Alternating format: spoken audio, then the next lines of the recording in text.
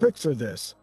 A vast, windswept sea of grass stretches to the horizon under an endless sky. Then, a low rumble begins to build, growing into thunder that shakes the very ground. From over a distant ridge, they appear countless riders moving as one fluid force, their banners snapping in the wind, the sound of hooves becoming a deafening roar. This is the Mongol horde in full motion, a sight that struck terror into the hearts of empires from China to Europe. But what if everything we think we know about these legendary warriors is only half the story? What if behind that fearsome image lies one of history's most astonishing and misunderstood civilizations?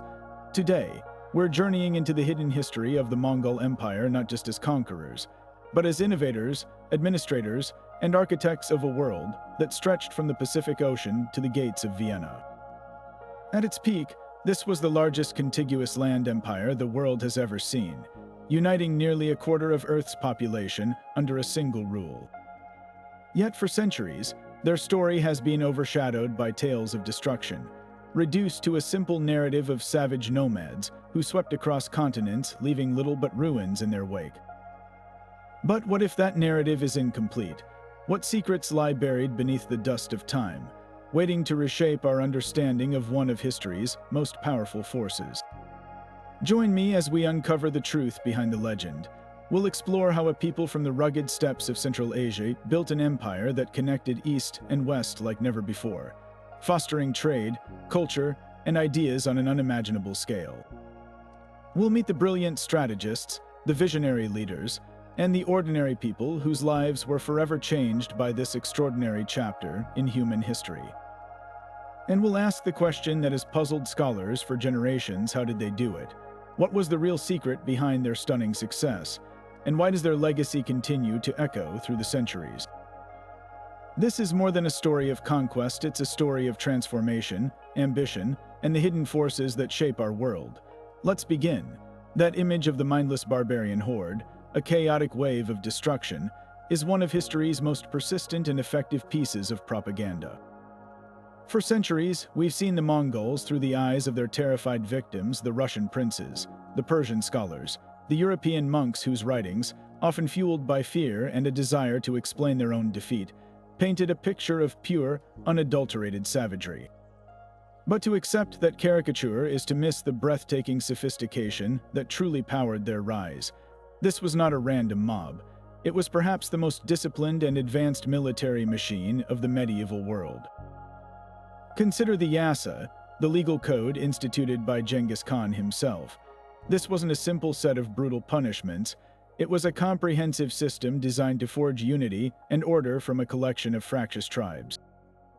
The Yassa mandated religious tolerance for all conquered peoples, a stunningly progressive idea for its time that prevented internal rebellions and allowed the empire to absorb a vast array of cultures.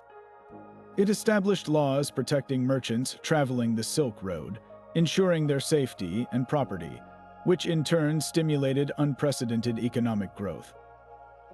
It even contained detailed rules on hygiene, dictating how soldiers should cook and clean to prevent disease from ravaging their camps.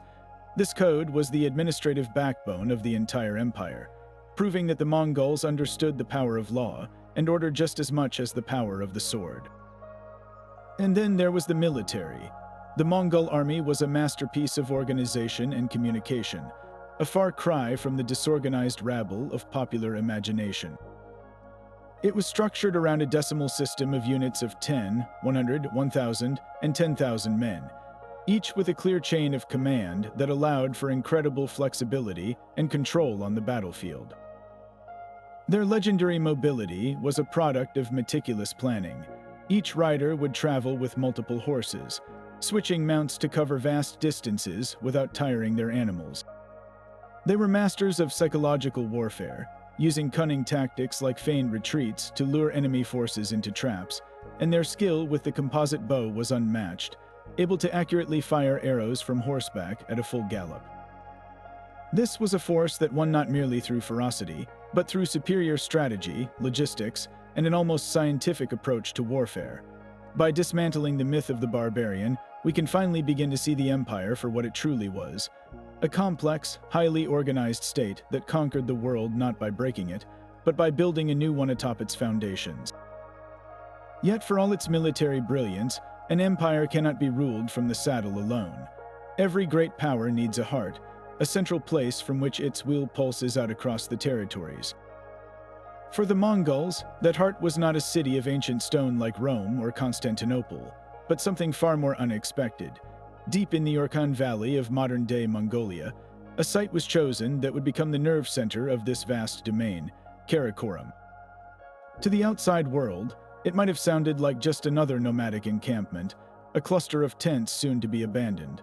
But the reality, slowly being unearthed by archaeologists, reveals a truth that shatters the old stereotypes entirely. This was no simple collection of yurts. Karakorum was a carefully planned and constructed capital city, a thriving cosmopolis that stood as a physical declaration of the Mongol vision for the world. Within its protective walls, a breathtaking diversity of humanity mingled in its bustling streets. Chinese artisans crafted exquisite silks and porcelain, Muslim merchants from Central Asia haggled over spices and gems. European monks sent by the Pope sought an audience with the great Khan, and Tibetan lamas discussed philosophy with Persian engineers. The city was a living tapestry of the empire itself, unified in purpose, dazzlingly diverse in its people. The most powerful evidence of this pluralistic philosophy lies in its sacred architecture.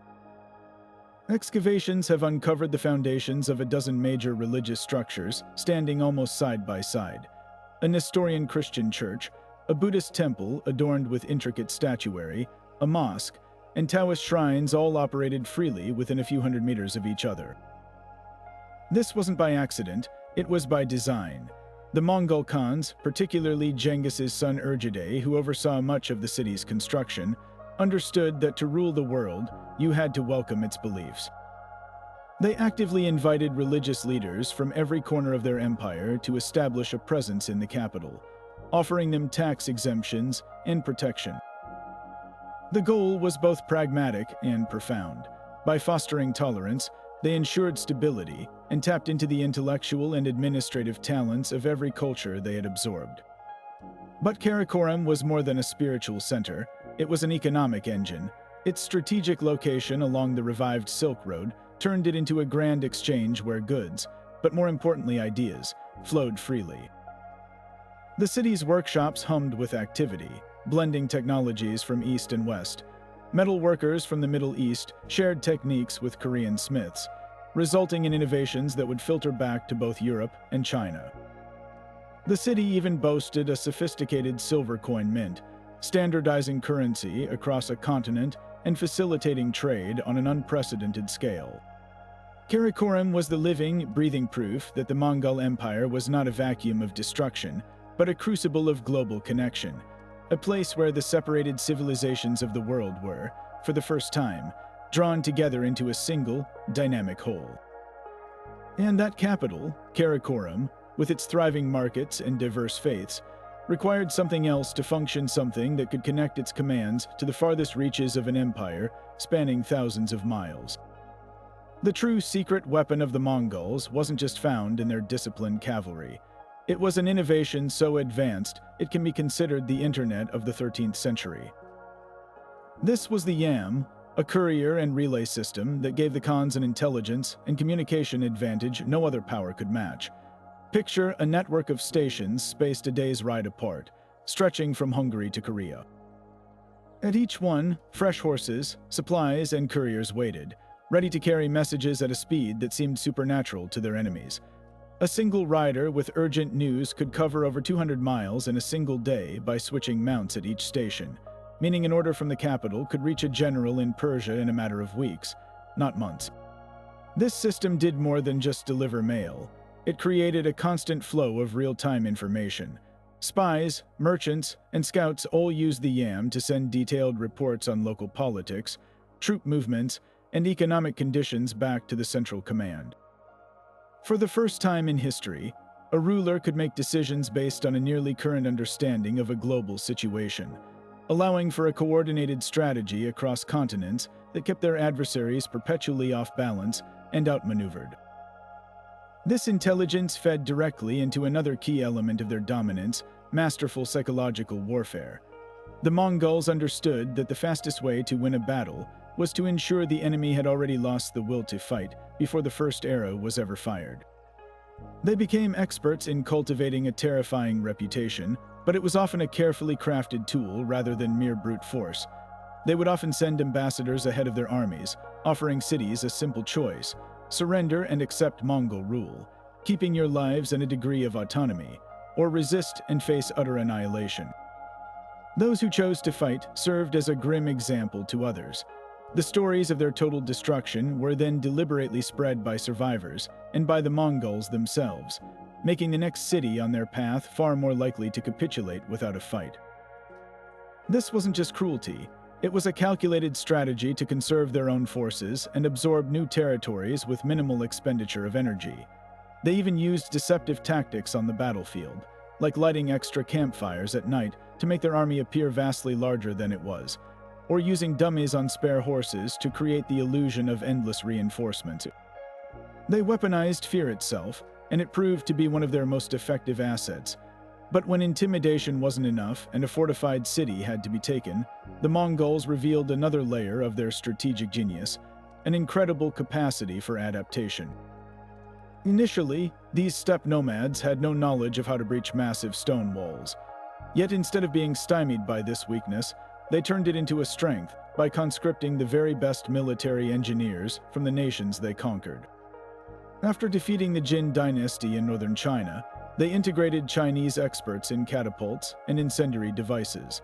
From their campaigns in Persia and the Middle East, they captured and employed specialists in trebuchets and mining operations designed to undermine fortifications.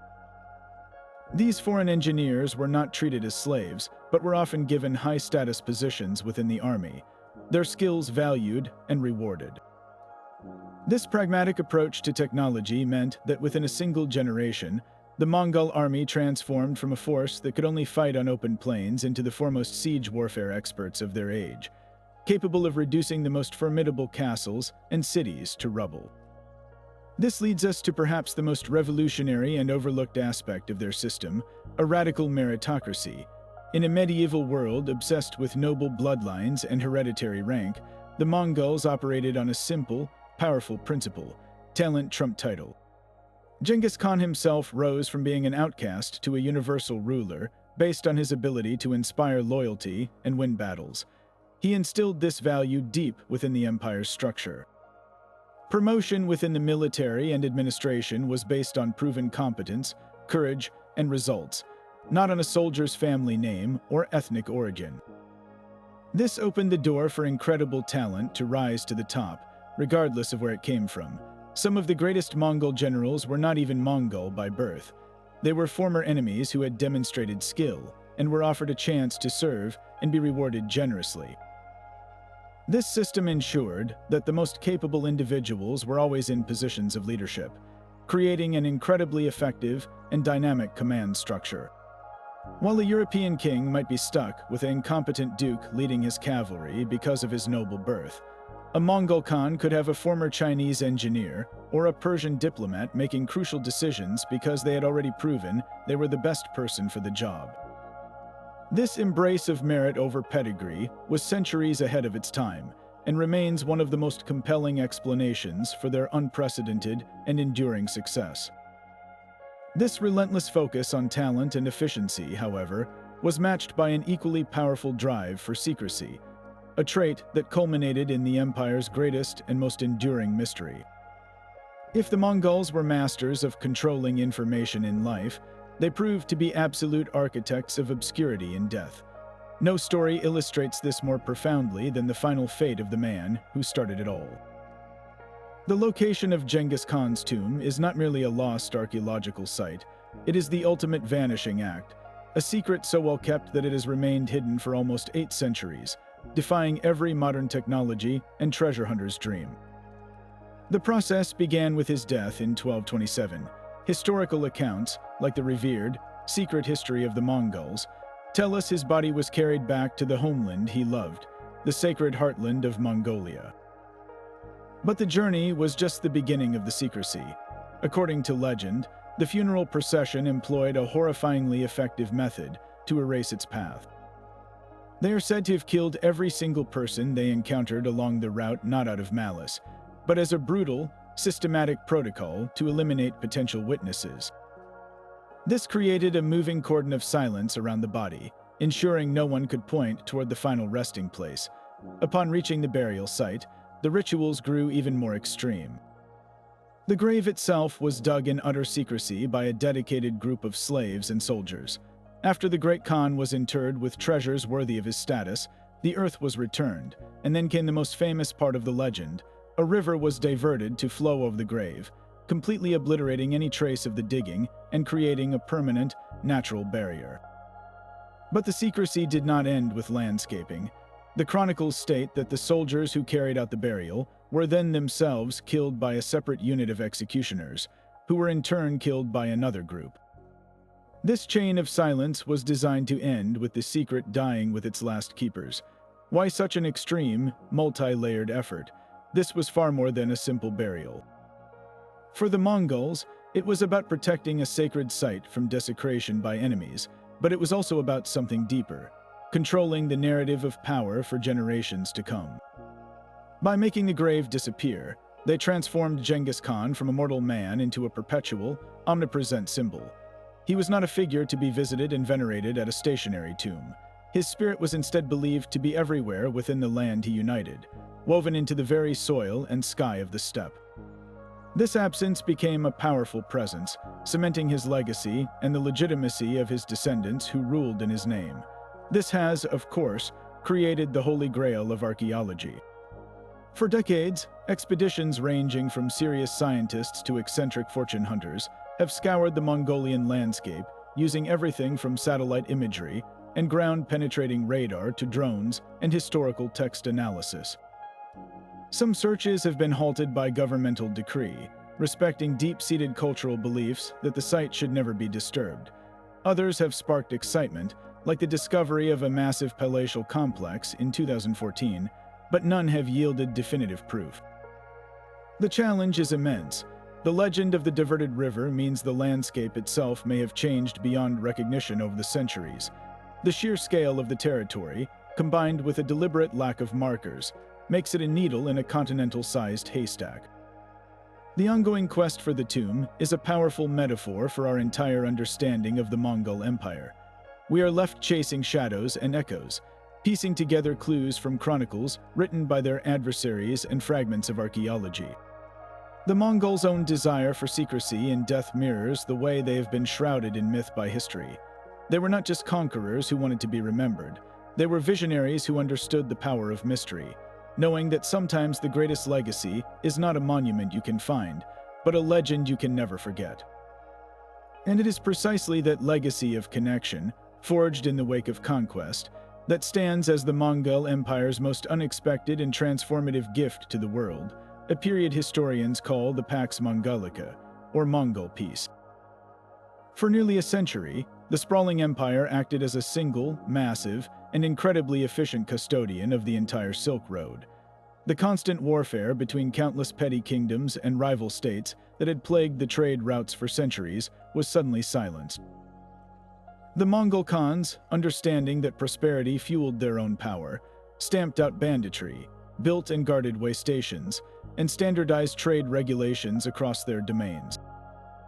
For the first time in history, a merchant could travel with a relative degree of safety from the shores of the Black Sea all the way to the capital of China, carrying a passport of safe conduct known as a pesa.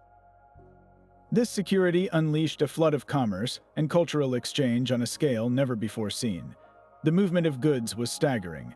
Chinese silks and porcelain flowed west into the courts of Europe, while Persian carpets and Damascus steel moved east.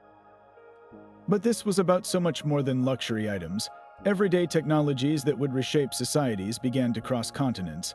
The compass, gunpowder, and advanced printing techniques, all Chinese innovations, traveled westward along these secure routes, their arrival in Europe destined to help usher in the age of exploration and revolutionize warfare. In return, Islamic astronomical charts and mathematical knowledge, along with European glassmaking and metallurgy, filtered eastward. This was a transcontinental transfer of innovation, a dialing up of global technological progress that benefited everyone. Perhaps even more important than the trade in objects was the traffic in people and ideas. With the roads safe, diplomats, missionaries, and intellectuals embarked on journeys that would have been unthinkable a generation earlier. The most famous example is the Venetian merchant Marco Polo, whose travels to the court of Kublai Khan were only possible under the umbrella of the Pax Mongolica. His subsequent book, though often met with disbelief, gave Europeans their first detailed glimpse of the advanced civilizations of the East and expanded their understanding of the world exponentially. But Polo was just one of many. Nestorian Christian monks traveled east to preach, Muslim doctors set up practices in China, and Tibetan Buddhist lamas became influential advisors in Mongol courts. This constant cross-pollination of thought challenged long-held beliefs and prejudices, fostering a new, more cosmopolitan worldview. This unprecedented exchange arguably laid the essential groundwork for the European Renaissance. The influx of new knowledge from the East, preserved and advanced by Islamic scholars, reintroduced classical Greek and Roman texts to Europe alongside cutting-edge ideas in mathematics, medicine, and astronomy. The financial systems that funded great Renaissance art and architecture were themselves refined by the practices of Mongol-facilitated long-distance trade. The world, once a collection of isolated hemispheres, was suddenly knitting itself together. The Mongols, often caricatured as mere destroyers of civilization, were in fact the unlikely architects of its first true era of globalization, creating a connected world where ideas could travel faster than ever before, igniting a spark of collective human progress that would eventually light the fuse of the modern age. To maintain that sprawling empire, the Mongols needed something far more advanced than just fast horses and brave riders. They needed to move information. This is where the YAM system comes in, a logistical marvel so effective it functioned as the nervous system of the entire empire. Imagine a series of way stations strategically placed roughly every 20 to 30 miles along every major route from Hungary to Korea. Each station was a hive of activity, stocked with fresh horses, enough food and supplies for traveling officials, and a rotating staff of dedicated couriers. This wasn't a casual postal service, it was a state-funded, meticulously organized infrastructure project on a continental scale. The sheer speed it enabled was breathtaking for the era. A messenger carrying a crucial piece of intelligence or a direct order from the Great Khan himself could cover staggering distances. By switching to a fresh, rested horse at each station, a single rider could travel over 200 miles in a single day, a pace that was utterly unimaginable for any European or Asian army of the time. This meant that news from a rebellion on the empire's western frontier could reach the capital in a matter of weeks, not months, and a response could be sent back just as quickly. This gave the Mongol leadership an unparalleled strategic advantage, allowing them to react to threats and opportunities with a speed that made them seem omniscient to their rivals. They could coordinate military campaigns across multiple fronts with a degree of synchronization that their enemies, who were often waiting months for messages from their own allies, could never hope to match. But the YAM was far more than just a rapid delivery service for official decrees. It was the empire's lifeblood of intelligence. The couriers were more than just mailmen. They were the eyes and ears of the Khans, constantly feeding information back to the center. They carried detailed reports from regional governors, spies, and military scouts on everything from local harvests and economic conditions to troop movements and political gossip within conquered territories. This constant stream of data allowed the Mongol administration to make decisions based on a nearly real-time understanding of their entire domain. They could anticipate famines and move grain, sniff out brewing rebellions, and dispatch a small force to quell them before they spread, and monitor the loyalty of their officials from thousands of miles away. This flow of information created a feedback loop of control, making the central government incredibly responsive and adaptive. Perhaps the most revolutionary aspect of the YAM was its role as a truly public utility, at least for those with the proper credentials. While priority was always given to official state business, the system was also used by licensed merchants. A trader could obtain a paisa, a passport of safe conduct, which granted them access to the yam stations for shelter and supplies. This not only protected commerce, but also incentivized merchants to become informal intelligence agents themselves, as their travels and observations could be highly valuable to the state. By integrating economic activity into their communication network, the Mongols didn't just control information, they actively cultivated it, turning every journey into a potential source of data. In a very real sense, the yam was the physical precursor to the information superhighway, a network that didn't just carry messages but actively connected and sustained a world, giving the Mongols the ultimate advantage not through brute force alone, but through the priceless power of knowing what was happening everywhere, faster than anyone else. This strategic embrace of all faiths stands as one of the most striking and modern aspects of Mongol rule, a policy of state-sponsored religious tolerance that was virtually unheard of in the 13th century. In an era when European monarchs were launching crusades and inquisitions, and rival caliphates fought holy wars, the Mongol Khans took a radically different path. Their approach was not born from a modern ideal of multiculturalism, but from a deeply pragmatic and spiritual world, intertwined with their core beliefs. The Mongol concept of the eternal blue sky, or Tengri, held that the divine favor that granted them the world was not exclusive to a single god or prophet. They believed that all religions, in their own way, offered a valid path to appeal to the powers of heaven. To persecute one faith, therefore, was to risk offending the very forces that had blessed their empire. This philosophy was codified into law by Genghis Khan himself within the Yassa. It explicitly forbade the Mongol leadership from showing favoritism to any one religion or from declaring any single faith as the official belief of the empire. This was not a passive allowance, it was an active, enforced policy of protection. Religious leaders of all denominations, Buddhist monks, Islamic imams, Christian priests, Taoist masters, and Jewish rabbis were granted tax exemptions and immunity from forced labor. Their churches, mosques, temples, and monasteries were declared inviolable sanctuaries. This policy served a brilliant dual purpose. It ensured the stability of newly conquered territories by securing the loyalty of their spiritual guides, and it presented the Mongols not as destroyers of culture, but as its enlightened protectors. A city that might have fought to the last man against forced conversion would often willingly open its gates to rulers who promised to honor its gods. The most spectacular manifestation of this policy was the interfaith debate, a remarkable spectacle orchestrated at the court of the Great Khan. Murk Khan, the grandson of Genghis, was particularly famous for hosting these grand events. He would summon the most learned scholars from each major religion, Nestorian Christians from the West, Buddhist lamas from Tibet, Muslim scholars from Persia, and Taoist adepts from China. Before the entire court, these men would engage in spirited, yet civil, theological disputes, each trying to prove the superiority of their faith through logic, miracle stories, and philosophical argument.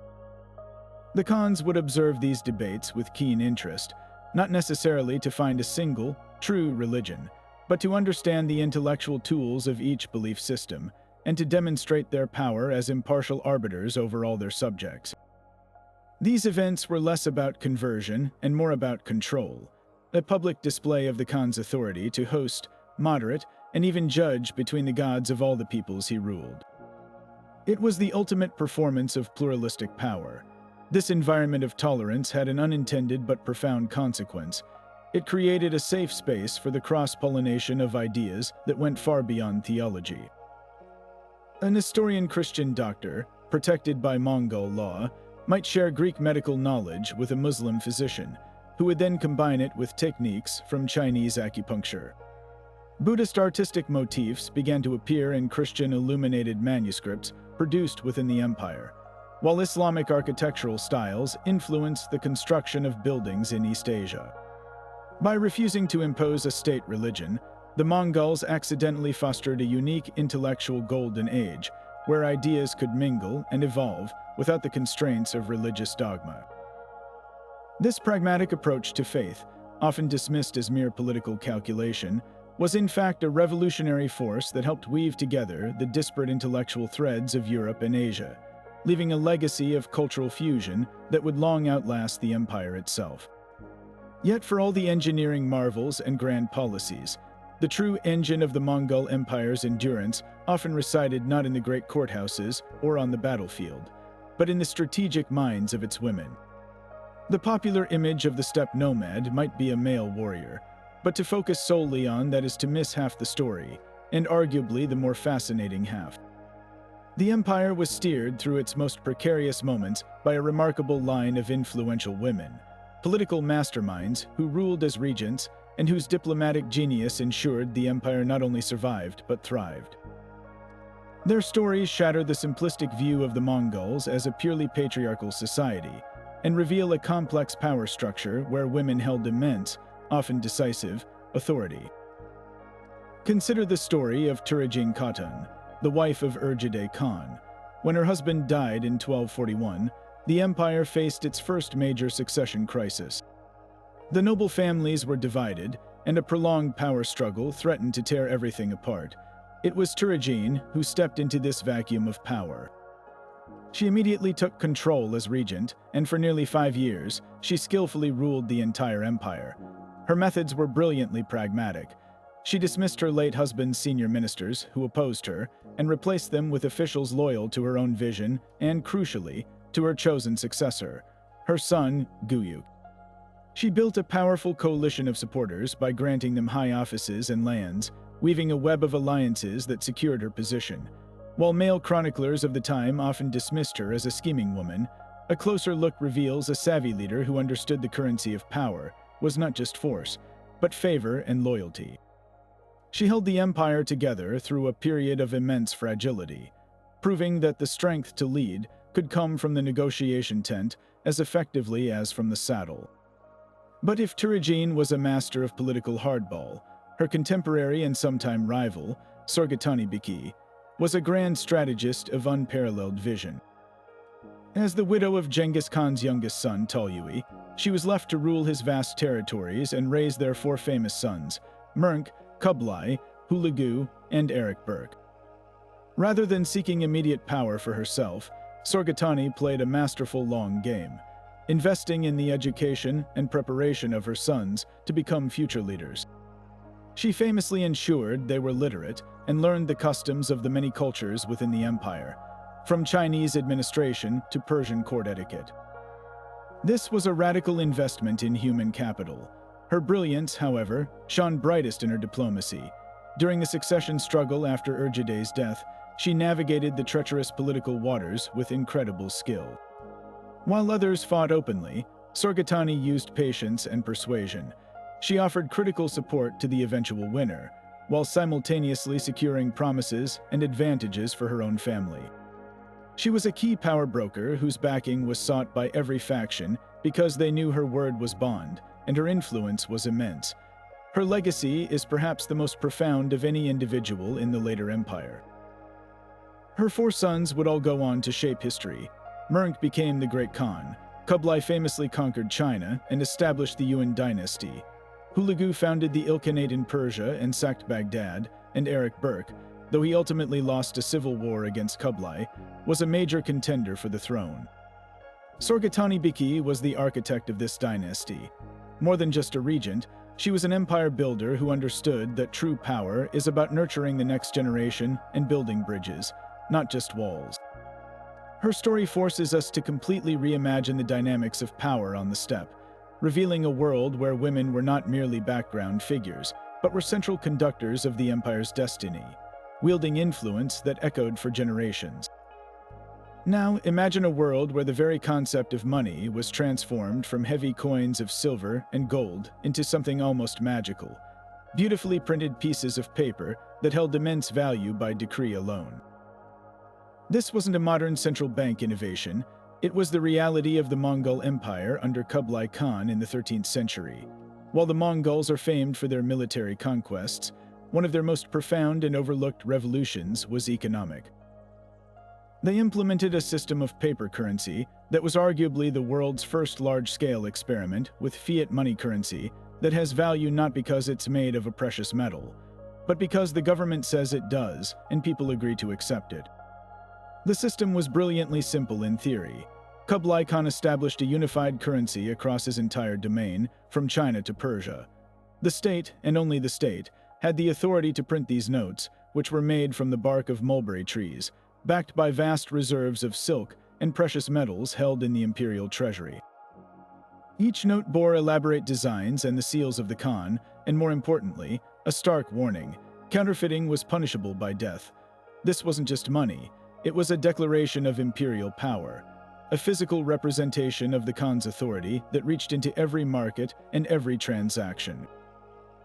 For a massive, interconnected empire, the advantages were immediate and enormous. It eliminated the crippling hassle and danger of transporting heavy chests of metal coins across thousands of miles of trade routes.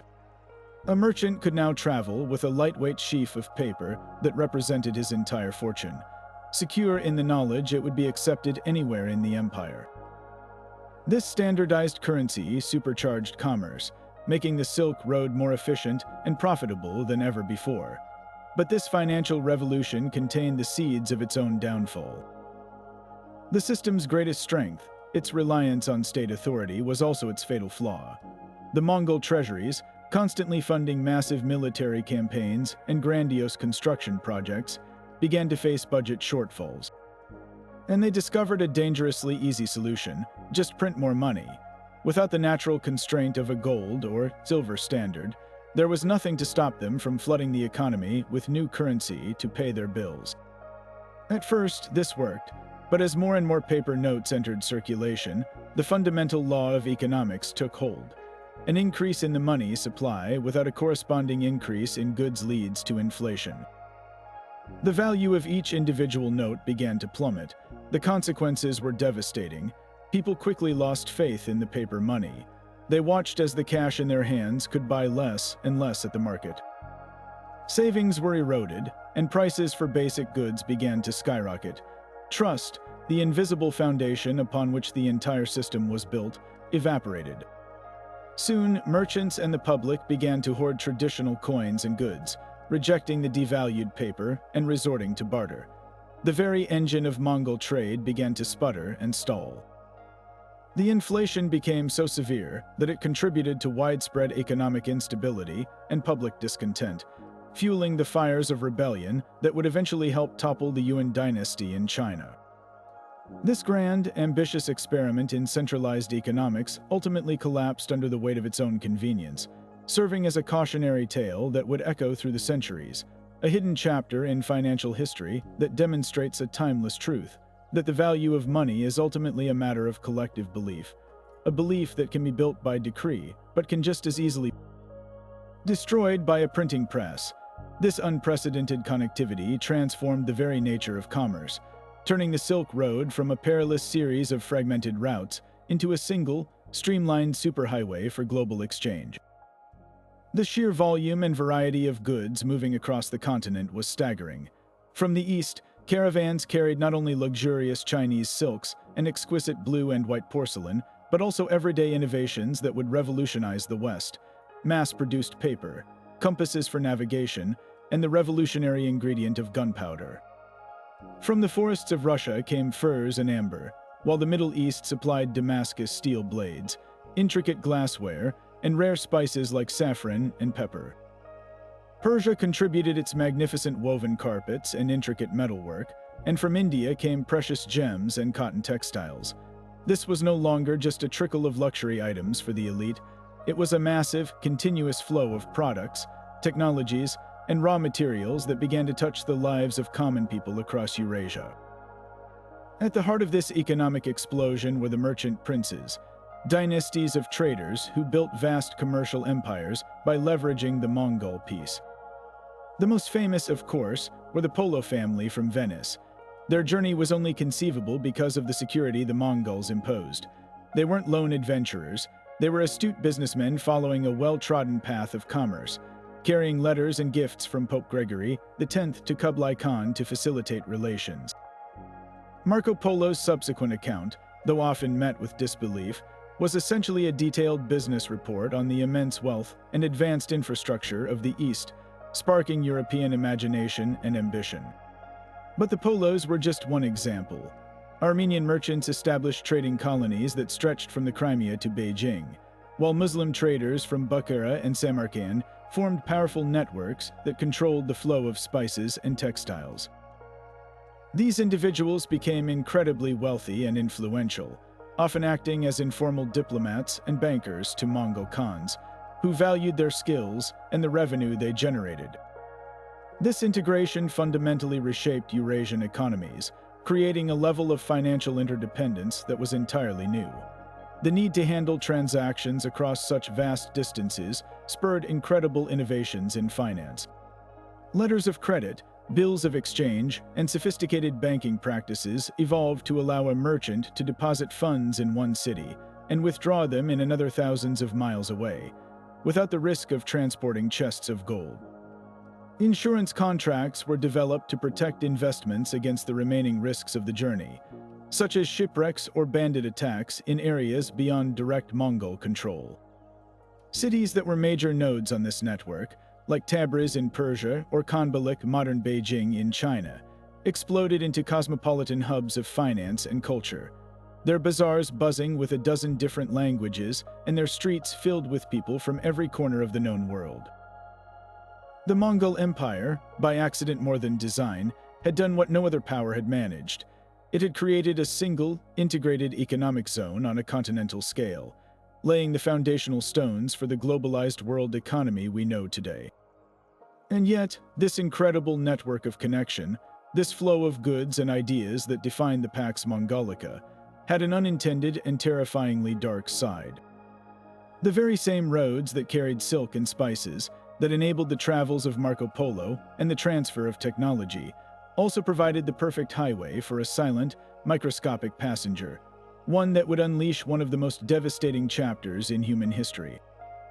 This is the controversial and chilling theory that the Mongol Empire, in its magnificent success at unifying Eurasia, unwittingly paved the way for the Black Death. The story begins not in the crowded cities of Europe, but in the remote wilds of Central Asia. The bubonic plague is caused by the bacterium Yersinia pestis, which is naturally carried by fleas that live on rodents. For centuries, these plague reservoirs existed in isolated pockets, their outbreaks contained by geography. But the establishment of the secure, bustling Silk Road under the Mongols changed everything. As merchants traveled, so did the black rats that stowed away in their caravans, carrying their infected fleas with them. The constant movement of people and goods along these routes acted like a relay system, slowly but surely bringing the plague westward from its origins. The disease likely simmered for years in trading posts and way stations, hopping from rodent to rodent, caravan to caravan, until it reached the busy, cosmopolitan hubs of the Mongol world. This theory moves from plausible to highly probable with a single, infamous event: the siege of the Genos trading port of Kaffa on the Crimean coast in 1346. The Mongol army of the Golden Horde, led by a commander named Jani Beg, had laid siege to the city, but they were themselves being decimated by a mysterious and horrific illness. Historical accounts from Italian notaries trapped inside the city describe a grim scene. As the Mongol forces were dying in droves from the disease, Jani Beg is said to have made a desperate and monstrous decision. He ordered his soldiers to catapult the plague-ridden corpses of their fallen comrades over the walls of Kaffa and into the city. The intended psychological warfare quickly turned into biological catastrophe.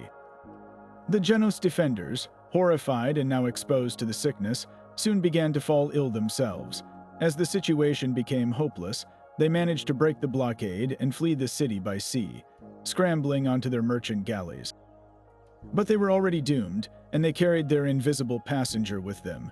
These ships, fleeing a biological weapon on the Black Sea, became floating coffins.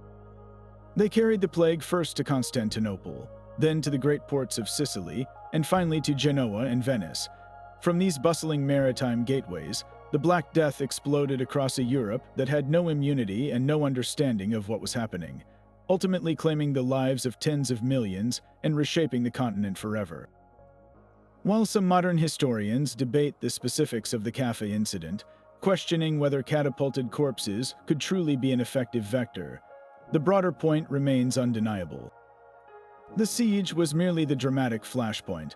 The Mongols had created the conditions for the pandemic decades earlier. Their empire was the necessary precondition, the unified, connected territory that allowed a local disease to become a global catastrophe. The same YAM system that moved messages and merchants with unparalleled speed could also move pathogens. The same safe conduct passes that protected traders also protected the rats in their luggage. The Pax Mongolica, an era of unprecedented peace and exchange, had a devastating paradox at its core. By bringing humanity closer together, it also removed all the natural barriers that had once kept its greatest threats contained. It was the world's first great experiment in globalization, and it came with the ultimate price tag. Yet even the most sophisticated systems of control have their breaking point, and for the sprawling Mongol Empire, that limit was found not on the endless steppe, but at the edge of the sea. After conquering the mighty Song dynasty in China, Kublai Khan, the grandson of Genghis, set his sights on a final, elusive prize, the island nation of Japan. Confident in his unstoppable military machine, he could not have imagined that this campaign would become a monumental testament to overreach, culminating in one of the most dramatic and fateful clashes between human ambition and the raw power of nature. The sheer scale of the invasion forces Kublai assembled was unlike anything the world had ever seen, a breathtaking feat of logistics and naval engineering. For the first attempt in 1274, he commissioned a fleet from his vassals in Korea, a force of nearly 900 ships carrying a combined army of around 23,000 Mongol, Chinese, and Korean troops. But this was merely a prelude. After the first invasion was repelled, Kublai began an even more colossal undertaking. For the second invasion in 1281, he demanded a truly gargantuan armada. Historical records, both Mongol and Korean, describe two massive fleets. The Eastern Route Fleet, again built in Korea, consisted of roughly 900 ships carrying 42,000 men. The truly mind-boggling force was the Jiangnan Fleet, constructed from scratch in the ports of southern China. This fleet was composed of an estimated 3,500 vessels, carrying a staggering 100,000 soldiers. The shipbuilding effort itself was a marvel of coerced cooperation. Korean shipwrights, masters of sturdy, seaworthy vessels, were pressed into service alongside Chinese engineers who were more accustomed to building large, flat-bottomed river barges for use on China's extensive canal network. The result was a hybrid fleet of enormous troop transports, specialized equine ships with stalls for thousands of horses, and swift, agile combat craft. This endeavor mobilized the entire economic output of two nations for years, a crushing burden on the populations forced to build the very instruments of their masters' further expansion. The sight of this combined armada setting sail must have been one of the most terrifying and awe-inspiring spectacles of the medieval world. A dark cloud of sails stretching to the horizon, representing the absolute apex of Mongol logistical power and imperial will. When this overwhelming force reached the shores of Japan, they did not meet the easy victory Kublai had anticipated.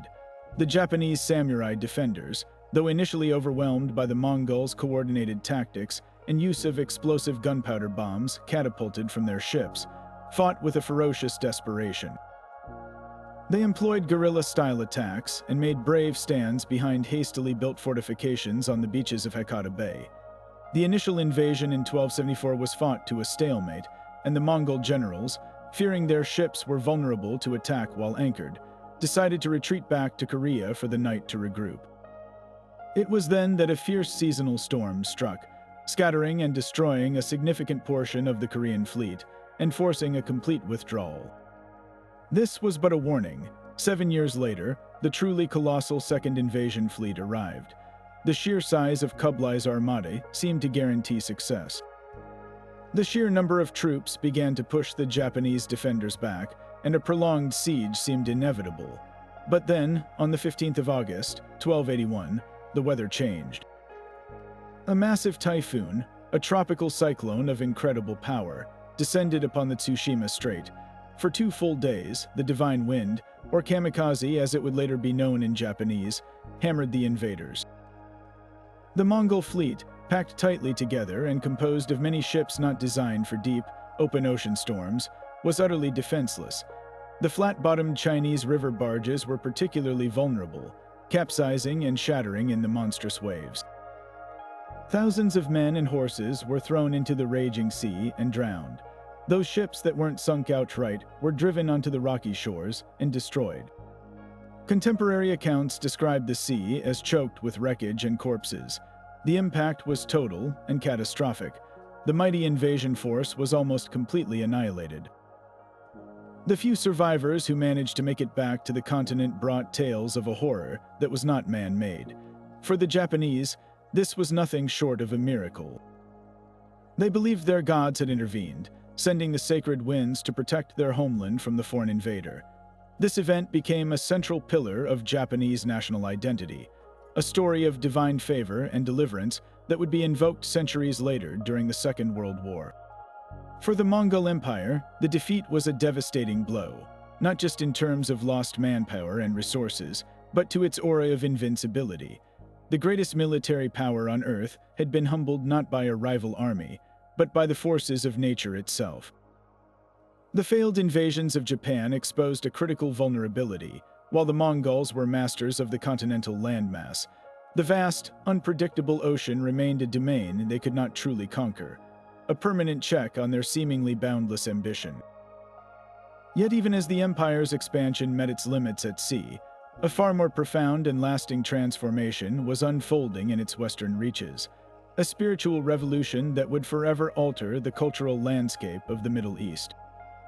In the aftermath of Hulagu Khan's devastating sack of Baghdad in 1258, which shattered the 500-year-old Abbasid Caliphate, the Mongols established their rule over Persia and Mesopotamia, a domain that became known as the Ilkhanate. The initial years were marked by a stark disconnect between the new Mongol Buddhist and shamanist elite and the millions of devout Muslims they now governed. The conquerors saw religious institutions as sources of political power to be controlled, and they initially treated the Islamic scholarly class with suspicion, even levying taxes on religious endowments that had long been exempt. This era was one of tension, a cold war of faith where the Ilkhanate's rulers were seen as foreign pagans, occupying the very heart of the Islamic world. The turning point began not with a dramatic revelation, but with a slow, inexorable political calculation. The Ilkhanate's rulers, brilliant strategists like their forebears, quickly realized that while they could control Persia with the sword, they could only truly govern it with the consent of the people. And that consent was deeply intertwined with Islam. The Mongol practice of religious tolerance had been effective elsewhere, but here, in a region with a powerful, unified religious identity, something more was needed. The Ilkhans faced constant internal rebellions, often framed as holy wars against infidel rulers. They were also engaged in a bitter, long-running war against their Mongol cousins in the Golden Horde to the north, who had already converted to Islam and used it as a propaganda tool to portray the Ilkhans as illegitimate. To solidify their power and undermine their enemies, the Mongol rulers of Persia began a gradual but deliberate pivot toward the faith of their subjects. This strategic shift found its first major proponent in the Ilkhan Ahmed Teguder, who in 1282 shocked his court by publicly converting to Islam and taking the name Sultan Ahmed. While his reign was short-lived and ended in a coup, his conversion signaled a new direction. The process truly culminated with the reign of Mahmud Ghazan, who ascended the throne in 1295. Ghazan's conversion was a masterstroke of political theater and genuine policy change. He was raised as a Buddhist, but his decision to embrace Islam was public, decisive, and complete. He destroyed Buddhist temples, including those in the capital of Tabriz, and built magnificent mosques in their place. He publicly celebrated Islamic holidays and reinstated the authority of the Sharia courts, officially making Islam the state religion of the Ilkhanate. This was not a private spiritual matter. It was a very public declaration that the Mongols were here to stay, not as foreign occupiers, but as legitimate Muslim sovereigns. The cultural impact of this conversion was nothing short of a renaissance. Once the Ilkhans became patrons of Islam rather than its skeptics, they unleashed a phenomenal burst of artistic and intellectual activity. Tabriz transformed into a dazzling center of Islamic culture, blending Mongol, Persian, and Arabic influences into a unique new style. The most famous legacy of this era is the Shahnameh of Damat, an illuminated manuscript of the Persian epic Book of Kings, commissioned by the Ilkhanid court. Its breathtaking miniatures fuse the traditional Persian love of storytelling with the Mongol taste for dramatic, kinetic energy and Chinese-inspired landscapes, creating a new visual language for Persian art. Historians like Rashid al-Din were employed to write the Jami al-Tawarik, or Compendium of Chronicles, a monumental work of history that aimed to document not only the history of the Mongols and Muslims, but of all known peoples, from the Chinese to the Franks of Europe. This project, sponsored by the state, was a direct result of the Mongol worldview, a universalist perspective that, when filtered through an Islamic lens, produced an unparalleled intellectual endeavor. By embracing Islam, the Ilkhans did not disappear. They were absorbed, securing a legacy that far outlasted their dynasty. They became Perso-Islamic monarchs, their Mongol identity woven into the rich tapestry of the region's history.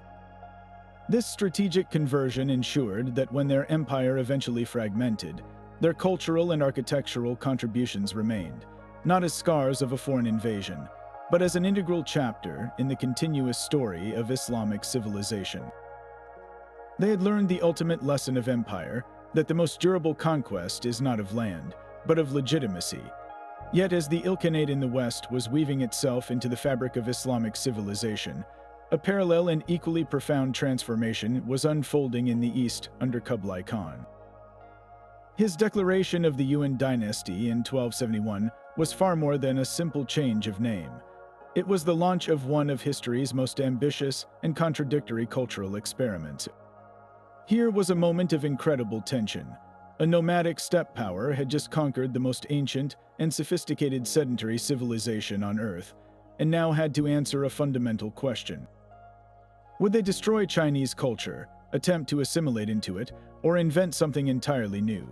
The answer, as it turned out, was a fascinating and unstable mixture of all three, creating a legacy in China that was both brutally oppressive and unexpectedly revolutionary. To govern the immense population of China, the Mongols made a brilliantly pragmatic decision. They would adopt the very bureaucratic system they had just conquered. They kept the traditional Chinese administrative structure of provinces, prefectures, and counties, and they actively recruited Chinese scholar officials to help them run it. This was not an act of cultural surrender, it was one of calculated control. By using the existing machinery of state, they could stabilize their rule and efficiently collect taxes. But they also instituted a strict, four-tier ethnic hierarchy that put themselves, the Mongols, firmly at the top.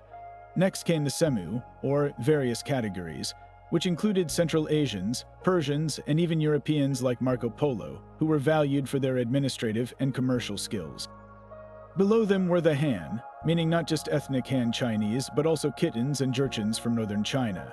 At the very bottom were the Southerners, the people of the former Song dynasty in the south, who were considered the most recently conquered and thus the least trustworthy. This system created a deeply segregated society. The highest positions in the military and central government were reserved almost exclusively for Mongols and their Semu allies. Many talented Chinese Confucian scholars, who for centuries had seen government service as their highest calling, found themselves shut out of the highest levels of power. This forced a remarkable cultural shift. With the traditional path to prestige blocked, many of these intellectuals turned inward, expressing their talents not in statecraft, but in art. They retreated into painting, calligraphy, and most significantly, a new form of popular entertainment, dramatic theater. This unintended consequence of Mongol policy indirectly helped fuel a golden age of Chinese art, as the creative energies of a disenfranchised elite found new outlets for expression. Perhaps the most startling cultural intervention was the Yuan dynasty's decisive shift in religious patronage. For centuries, the imperial court had favored Chan Buddhism and Taoism. The Mongols, however, threw their immense support behind Tibetan Buddhism, specifically the Sakya school. They appointed a Tibetan monk, the Phagpa Lama, as the imperial preceptor, granting him unprecedented political and spiritual authority over the entire realm. This was a masterful political move. Tibetan Buddhism, with its emphasis on the guru-disciple relationship and its concept of enlightened rulers, provided a perfect ideological framework for Mongol rule. It positioned the Khan not as a foreign conqueror, but as a universal Buddhist monarch, a Chakravartin, whose right to rule was divinely sanctioned. The Mongols sponsored the construction of magnificent Tibetan-style Buddhist monasteries throughout China, and commissioned vast translation projects to render Tibetan religious texts into Chinese. This top-down promotion permanently altered the religious landscape of China, elevating Tibetan Buddhism to a position of state influence it had never before enjoyed and creating a spiritual link between China and Tibet that would have enduring political consequences for centuries to come. And it was within this world of suppressed scholars and new spiritual influences that Yuan-era drama truly flourished, becoming the voice of a people living under complex foreign rule. This period saw the full maturation of zaju, a form of poetic musical theater involving singing, dancing, and elaborate costumes.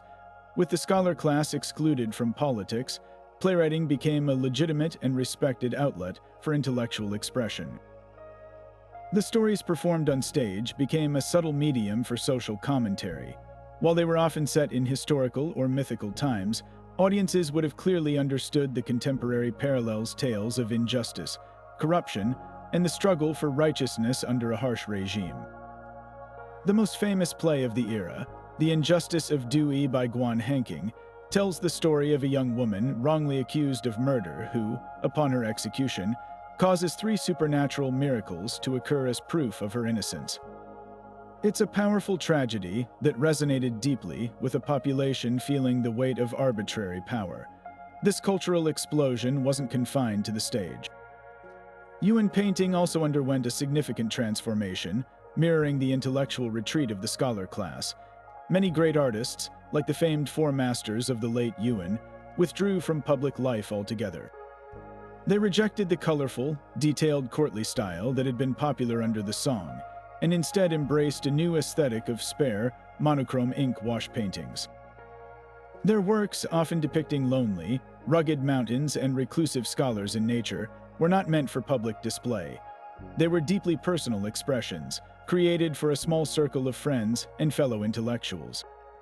These paintings were less about accurately representing the external world and more about conveying an internal state of mind, one of integrity, resilience, and quiet defiance in the face of a political reality they could not change.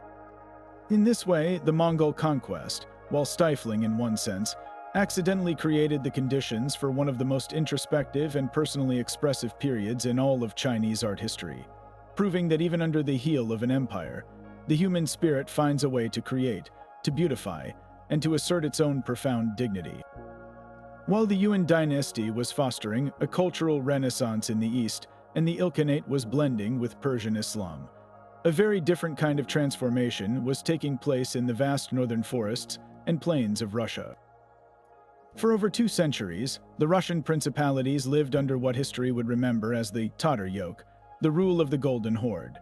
Far from being a simple period of oppression, this era became a crucible that forged the very essence of the future Russian state, molding its institutions, its worldview, and its destiny in ways that would echo for centuries to come.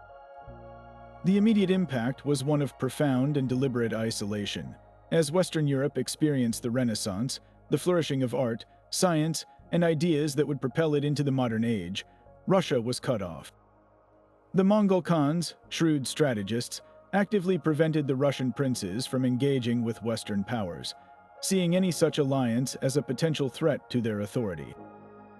This severed Russia's historical and religious ties to Byzantium and the rest of Christendom, creating a cultural and intellectual divergence that would define its relationship with the West for generations.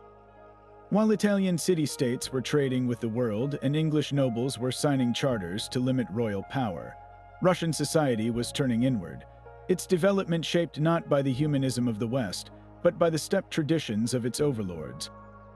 This isolation bred a deep-seated suspicion of foreign influence and a sense of existing apart from Europe, a unique identity born from centuries of separation.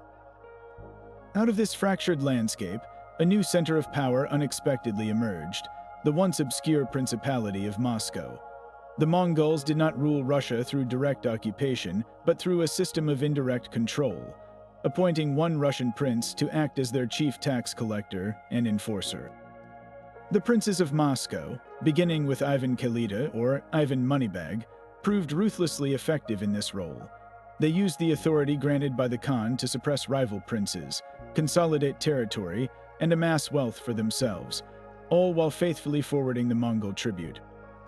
The Mongols, in turn, favored Moscow precisely because it was a reliable and subservient instrument of their rule.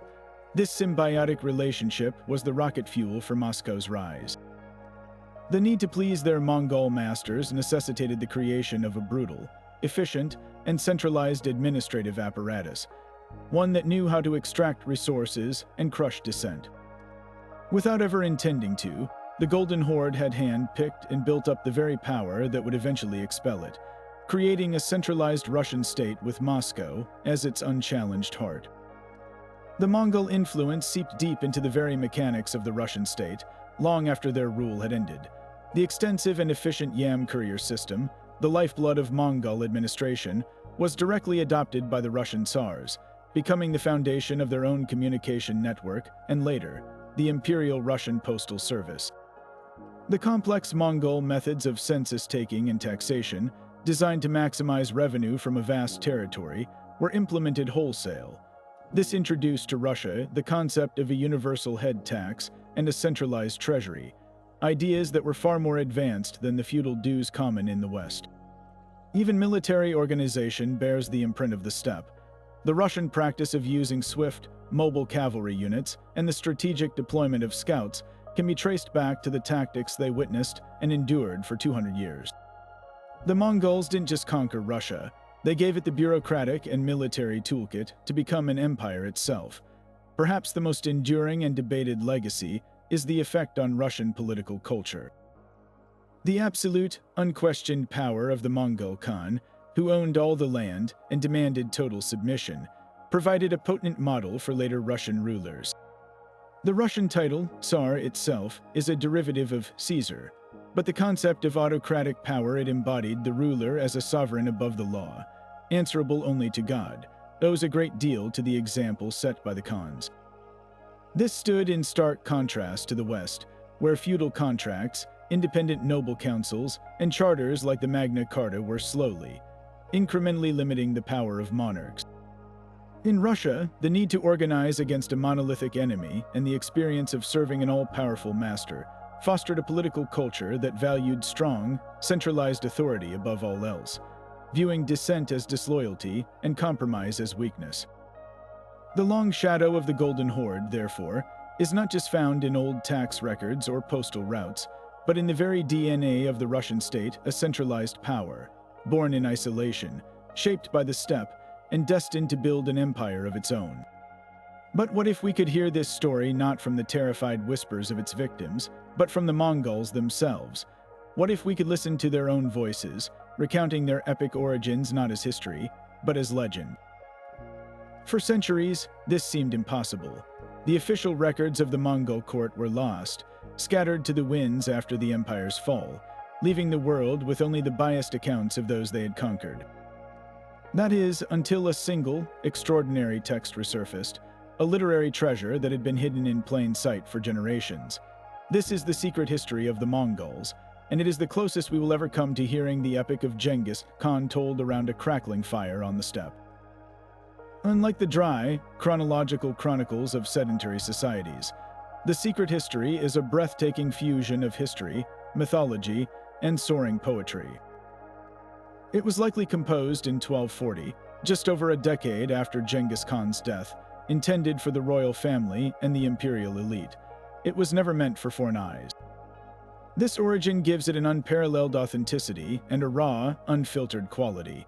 It begins not with dates and battles, but with a mystical origin story, tracing the lineage of the Borjigin clan back to a blue-gray wolf and a fallow doe, connecting the Mongols to the very spirit of the land and the sky. This isn't just a list of events, it's the soul of a people written down, a narrative that explains not just what they did, but who they believed themselves to be. The text itself was written in the classical Mongolian script, but the original version was lost to time. For centuries, its existence was known only through references in other works. Its survival is a story of incredible luck and cultural adaptation. In the 14th century, as the Mongol Yuan dynasty ruled China, Chinese scholars created a phonetic transcription of the Mongolian text using Chinese characters, alongside a character-for-character translation and a more polished interpretive translation. This complex, hybrid document was then filed away in the Ming Dynasty Imperial Archives, a mysterious curiosity waiting for someone to unlock its secrets. It wasn't until the late 19th century that sinologists began to piece together its true significance, slowly reconstructing the original Mongolian from its Chinese phonetic shell, a painstaking process of literary archaeology that gave the world back its most important Mongolian source. What emerges from its pages is a portrait of Genghis Khan, or Temujin as he was first known, that is far more complex and human than the monster of Western legend. We meet him not as a born conqueror, but as a vulnerable child. The secret history does not shy away from the brutal hardships of his youth, the abandonment by his own tribe after his father's death, the years of desperate poverty scavenging for roots and small game with his mother and siblings, the terrifying capture and enslavement by a rival clan. These early struggles are presented as the forge that created his iron will and his profound understanding of loyalty and betrayal. We see his unwavering bond with his mother, Hurlun, whose strength held the fractured family together, and his legendary oath of brotherhood, or Anda, with the future rival Jamaica, a relationship that mixes deep affection with tragic, political inevitability. The values celebrated in the secret history are the core values of steppe society, the very glue that held the empire together. Unwavering loyalty is the highest virtue, punished by reward, while betrayal is the ultimate sin, met with ruthless finality. The political genius of Genghis Khan is shown not just in his battle strategies, but in his profound understanding of meritocracy. He promotes his most loyal and capable followers, like the slave-born General Jeeb, to the highest positions of command, openly valuing skill over noble birth. The text is also filled with poignant, almost intimate dialogue and heartfelt prayers to the eternal blue sky, revealing a man who saw himself not as a god, but as a chosen instrument of divine will, responsible for uniting all the people of the felt-walled tents under one great law. It is a foundational epic that allows us to see the world through Mongol eyes, to understand that their drive for empire was not mindless greed, but a sacred destiny born from the harsh, beautiful, and unforgiving expanse of the steppe.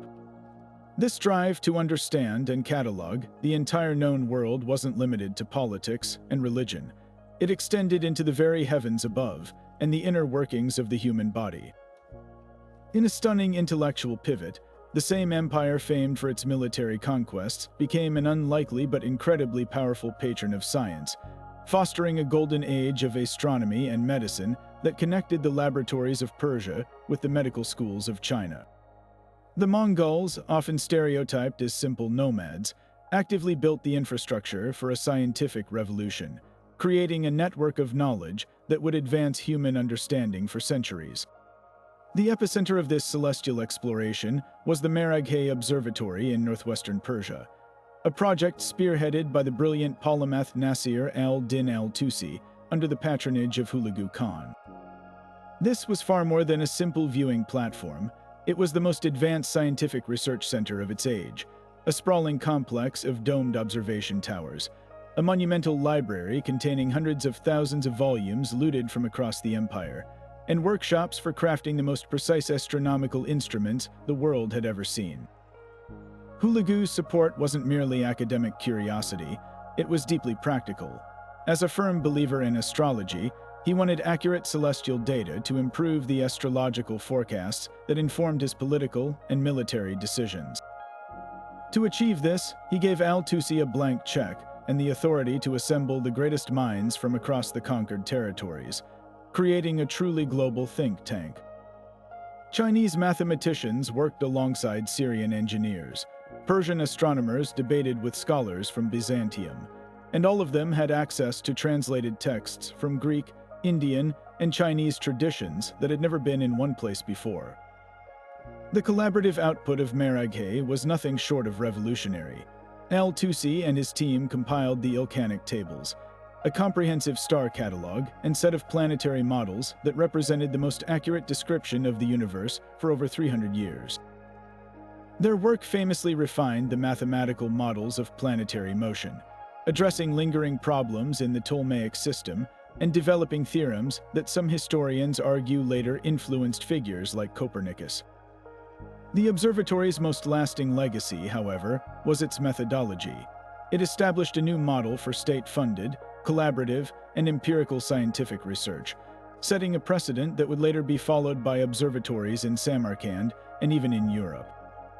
The Mongols, by bringing together the intellectual traditions of the world they ruled, enabled a synthesis of knowledge that pushed astronomy forward by leaps and bounds.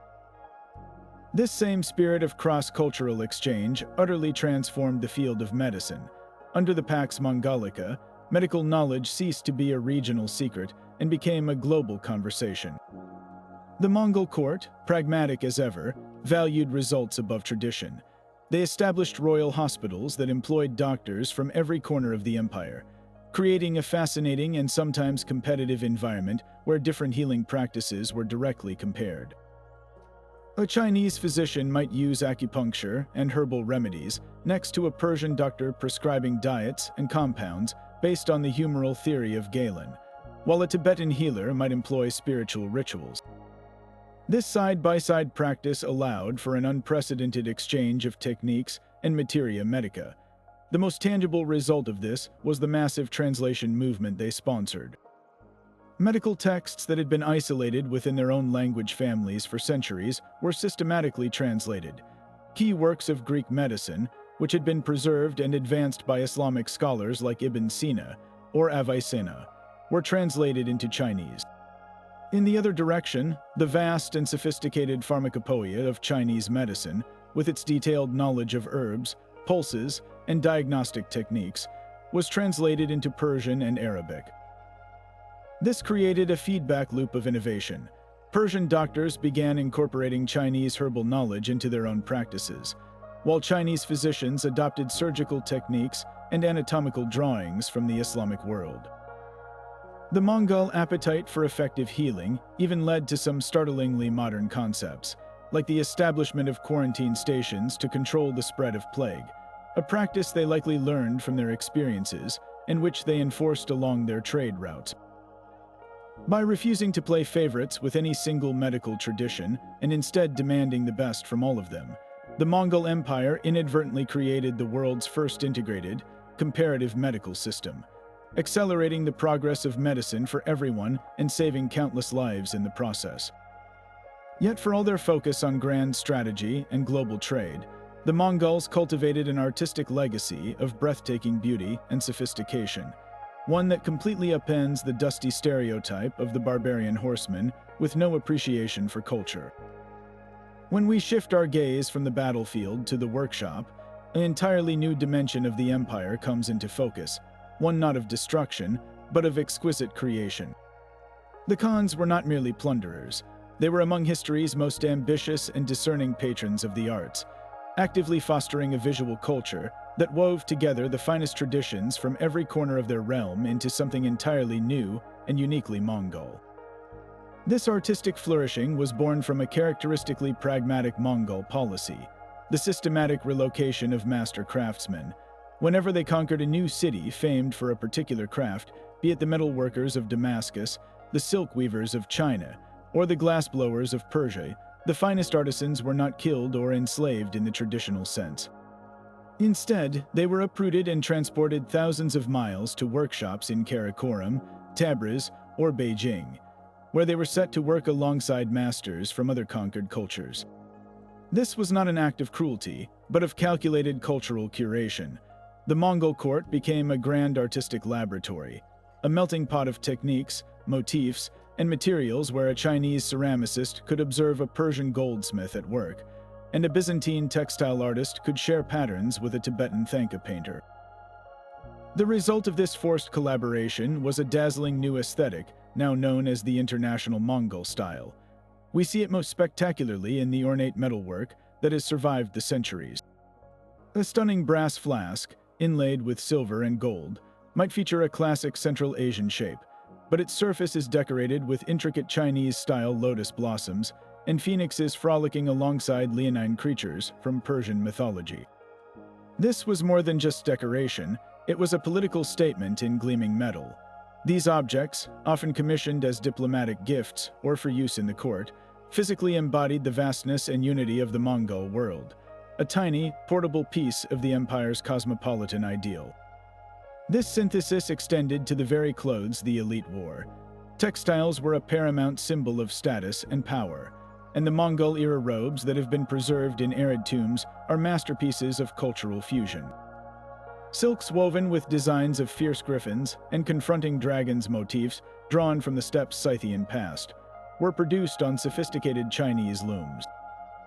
These luxurious fabrics were then often tailored into the distinctively Mongol-style coat, the deal, creating a garment that was both instantly recognizable as Mongol and impossibly refined in its execution. The patterns themselves became a language of power, worn by officials across the empire to visually telegraph their connection to the global ruling class. Perhaps the most profound artistic legacy lies in the religious artifacts created under this system of patronage. The Mongols' policy of tolerance meant they commissioned sacred art for all faiths. A single royal workshop might produce a lavishly illuminated Christian Bible one month, an intricate Islamic Quran with gilded geometric patterns the next, and a sublime Buddhist scroll painting after that. A breathtaking example is the so-called Baptism of Constantine plate, a large silver platter likely made by a Persian Christian working under Mongol rule. It depicts the famous biblical scene, but the figures are framed by borders of scrolling Chinese lotus flowers, and the craftsmanship employs techniques perfected by Central Asian metalworkers. This object, meant for a Nestorian Christian liturgy, is a perfect microcosm of the empire itself, a Christian theme executed through an Islamic artistic tradition and adorned with Chinese decorative elements, all made possible by Mongol pluralism. This was not art created in isolated pockets, it was the product of a connected world, a testament to the fact that the greatest treasure the Mongols plundered was not gold, but human creativity itself. Yet for all its revolutionary systems and breathtaking scale, the Mongol Empire contained the seeds of its own destruction within its very design. Its fall was not a sudden collapse before a superior enemy, but a slow, inexorable unraveling driven by internal pressures that its brilliant innovations could not ultimately contain. The same speed and adaptability that built the empire eventually accelerated its fragmentation, revealing that the greatest threat to the Mongols was not a foreign army, but themselves. At the heart of this vulnerability was a fatal flaw in their political architecture, the absence of a clear, consistent system for succession. Genghis Khan had united the tribes through sheer force of personality and a shared loyalty to his leadership, but he left no definitive mechanism for choosing his heir. His solution was to declare that future Khans should be elected by a Kurultai, a grand council of the Mongol nobility. In theory, this was a traditional and inclusive practice. In reality, it was a recipe for perpetual civil war. Every time a Khan died, the entire empire held its breath as ambitious princes and powerful generals maneuvered, forged alliances, and often drew swords to settle the question of supremacy. The first major crack appeared just decades after Genghis's death. After Urgide Khan died in 1241, the resulting power struggle saw his wife Turajane rule as regent for 5 years before their son Guyuk finally took the throne, a period of instability that halted the empire's westward expansion. This paled in comparison to the crisis that followed Guyuk's own death in 1248, which led to a bloody conflict between the descendants of Genghis's sons, Jachai and Talyui. Their sons, Batu and Mernk, nearly tore the empire apart before Mernk finally emerged victorious. These weren't mere family disputes. They were continent-wide wars that diverted immense military resources inward, pitting Mongol against Mongol and shattering the illusion of unbreakable unity. The problem intensified dramatically after the death of Mernk Khan in 1259. This time, the succession crisis became an irreversible fracture. Two brothers, Kublai and Eric Berk, entered into a devastating 4-year civil war against each other. Kublai, who ruled from China, and Eric Berk, who held the traditional Mongolian homeland, represented a growing cultural and political schism. Kublai was increasingly influenced by Chinese customs and governance, while Eric Berk presented himself as the defender of traditional Mongol steppe life. Their conflict was more than a personal rivalry. It was a civil war over the very soul and future direction of the empire. By the time Kublai emerged victorious, the damage was done. The other Khanates, the Golden Horde in Russia and the Ilkhanate in Persia, viewed Kublai's victory with suspicion, considering him too Chinese and therefore illegitimate. They began to operate as functionally independent states, refusing to acknowledge his authority or attend his Kurultais. The empire was now a collection of rival factions, its central authority irreparably broken. The magnificent Yam communication system, once the empire's nervous system, now carried messages of diplomacy and threat between these new rival states instead of coordinating a unified whole. Beyond these dynastic struggles, the empire was being choked by its own sheer size. The very concept of a unified administration from the Pacific to the Mediterranean became a logistical fantasy. The language barriers were immense, the cultural differences profound, and the local resistance to distant rule was a constant drain.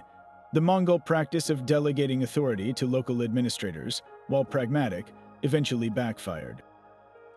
These officials, over generations, began to develop stronger loyalties to their own regions and populations than to a distant and increasingly abstract Great Khan in China.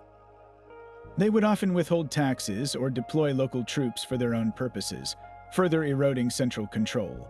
Furthermore, the Mongol elite themselves began to be absorbed by the sophisticated cultures they ruled.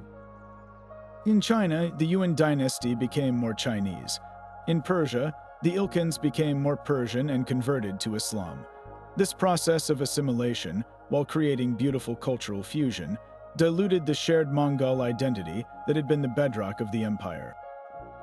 The rulers of the different Khanates no longer saw themselves primarily as Mongols. They saw themselves as the Muslim ruler of Persia or the Chinese emperor of the Yuan dynasty. Their interests diverged, and soon they were not just ignoring the center but occasionally fighting wars against each other. A final, tragic betrayal of Genghis Khan's vision of a united world under one sky. Finally, delivering the coup de grace to this already teetering structure was the silent traveler that had ridden the empire's own trade routes, the bubonic plague. The Pax Mongolica had built the perfect highway for pandemic. The same networks that moved silk, spices, and ideas also moved infected fleas on rats stowed away in grain shipments and trade goods. The plague first erupted in the 1330s, decimating the population of China and wiping out the tax base that funded the Yuan dynasty's government and military. It then raced west along the Silk Road, reaching the Black Sea by 1346 and Europe by 1347. The death toll was apocalyptic, killing perhaps a third of the population across Eurasia. This had a catastrophic effect on the empire's economy. Trade, the lifeblood that connected the Khanates and filled the imperial coffers, ground to a halt as cities died and merchants feared to travel. The movement of people and goods that the Mongols had worked so hard to facilitate now became associated with death and terror. The Yam system itself, reliant on a constant chain of well-staffed way stations, likely broke down as the population that supported it collapsed. The plague did not just kill people. It killed the connectivity that was the empire's greatest achievement and the essential glue holding its far-flung territories together.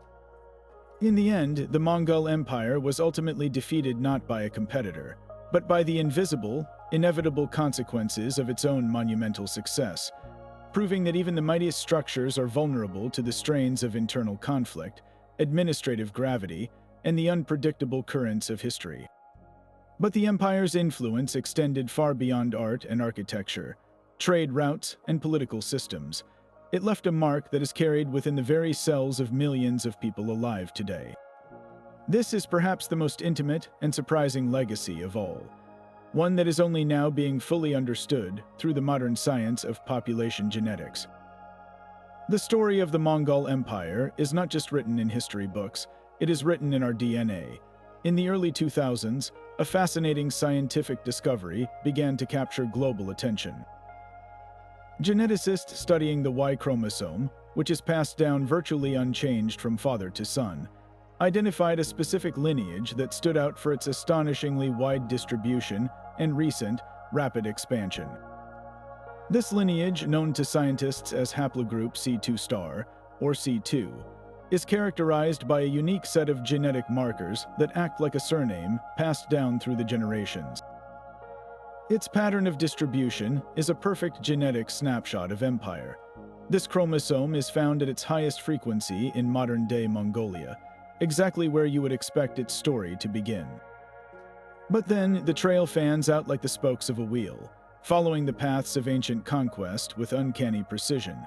It appears in significant frequencies across Central Asia, throughout the former territories of the Golden Horde in Russia, within the lands of the Ilkhanate in Persia, and deep into the heart of the old Chagatai Khanate. The most compelling evidence, however, comes from the timing. By using a kind of genetic clock that estimates the rate at which mutations occur, researchers were able to trace the origin of this specific lineage's massive expansion to a single point in time. The calculations consistently pointed to a period beginning around 1,000 years ago, with a dramatic and rapid spread occurring between the 12th and 13th centuries. This timeline aligns almost perfectly with the life of Genghis Khan and the explosive growth of the Mongol Empire under his descendants. The scale of this genetic footprint is staggering. Today, an estimated 16 million men across Asia, about 0.5% of the world's male population, carry this chromosome, and they all share a single common male ancestor from the Mongolian steppe living during that critical era. So how did this happen? The mechanism is a stark reflection of the social structures of conquest. The Mongol elite, particularly the direct male descendants of Genghis Khan and his close relatives, held immense power and privilege. Historical accounts from across the empire describe how these men had access to vast numbers of women through large harems and the practice of claiming wives and concubines from conquered populations. This created a powerful reproductive advantage. While a conquered man might be killed in battle or relegated to a life of servitude, leaving few descendants, a victorious Mongol Khan could father dozens, if not hundreds, of children. Those sons, themselves in positions of power as regional governors and military commanders, would then go on to have many children of their own, further propagating that distinct Y chromosome across the continent. It was a biological echo of political dominance, where success on the battlefield translated directly into reproductive success on an unprecedented scale. This genetic legacy offers a profound and deeply personal perspective on history. It shows us that the impact of the Mongol Empire was not merely cultural or political, it was biological. It shaped the demographic landscape of Asia in a very real and measurable way, creating a living tapestry of descent that connects millions of unrelated people from different countries and ethnic groups to a single moment in time on the Mongolian steppe. It is a silent, invisible thread of ancestry that runs through the populations of nations from the Pacific to the Caspian Sea, a permanent reminder written in the language of life itself of a time when one empire connected so much of the world. And yet, the Mongol legacy extends even beyond the flow of genes and goods, touching something far more vast and unexpected, the very climate of the planet itself. This leads us to one of the most fascinating and debated theories in all of environmental history, the idea that the Mongol conquests, through a chain of terrifying events, may have inadvertently cooled the entire Earth. It's a hypothesis that casts Genghis Khan in a role he never could have imagined, as an accidental eco-warrior on a global scale. The premise rests on a stark and sobering demographic reality. The expansion of the empire was, by its very nature, a process of immense human catastrophe. While the numbers are fiercely debated by historians and often inflated in historical chronicles, there is little doubt that the conquests led to a dramatic depopulation across vast swaths of Eurasia. Major centers of agriculture and dense human settlement, from northern China to Persia and the plains of Russia, were devastated. Farmland that had fed millions for generations was suddenly abandoned as populations were dispersed, displaced, or lost. This mass emptying of landscapes is the crucial first step in this environmental chain reaction. With the farmers gone, the land began to heal itself. Fields that were once meticulously cleared, plowed, and sown with wheat or rice were no longer being maintained. Nature, ever resilient, began a process known as secondary succession. Grasses and shrubs were the first pioneers, taking root in the fallow soil. Within a few years, these would be followed by fast-growing trees, and eventually, over decades, by larger, slower-growing forest giants. This wasn't a planned reforestation project, it was an ecological reclamation, a sudden and widespread rewilding of agricultural land on a continental scale. And this is where the global climate enters the story. Forests are powerful carbon sinks. Through photosynthesis, trees absorb carbon dioxide, a key greenhouse gas from the atmosphere. They use the carbon to build their trunks, branches, and roots, effectively locking it away in their biomass for decades or even centuries. The hypothesis, first seriously proposed by Julia Pongratz of the Carnegie Institution's Department of Global Ecology, suggests that the scale of this reforestation across the former Mongol Empire was so enormous that it actually altered the composition of Earth's atmosphere. The regrowing forest sucked up enough carbon dioxide to cause a noticeable dip in global atmospheric concentrations of the gas. The evidence for this comes from an unlikely source: ice cores. Scientists drilling deep into the ice sheets of Antarctica and Greenland can extract long cylinders of ancient ice. Trapped within the tiny air bubbles in that ice is a sample of the atmosphere from the time the snow originally fell. By analyzing these bubbles, researchers can construct a historical record of greenhouse gas levels stretching back thousands of years. When they examine the 13th and 14th centuries, they find a curious and persistent anomaly. Right around the time of the Mongol expansion, the levels of carbon dioxide in the atmosphere show a distinct and sustained decline. This dip coincides with a well-documented period of cooler temperatures in Europe and elsewhere, often called the Little Ice Age. While the Little Ice Age had multiple, complex causes, the Mongol-induced reforestation is proposed as one significant contributing factor. Of course, this Green Genghis theory is not without its critics. Some scientists argue that the amount of farmland abandoned, while significant, may not have been sufficient to cause a detectable global change. Others point to different potential explanations for the dip in carbon dioxide, such as volcanic activity or other, smaller periods of pandemics and population decline elsewhere in the world. The debate is a healthy one, highlighting the immense complexity of Earth's climate system and the difficulty of pinning a global event to a single historical cause. But whether it was the primary driver or merely a contributing factor, the theory offers a profoundly thought-provoking perspective. It forces us to confront the deep, and often unintended, interconnectedness of human civilization and the natural world. The actions of a nomadic people on the steppes of Central Asia, driven by ambitions of empire, may have sent a ripple through the global carbon cycle that literally changed the temperature of the planet. It's a stark reminder that long before the Industrial Age, humanity was already a force of geological scale change, and that the story of our past is written not just in chronicles and ruins, but in the very air we breathe. Now, let's shift our perspective from the sweeping narrative of history to the tangible, silent evidence left behind on the Earth itself.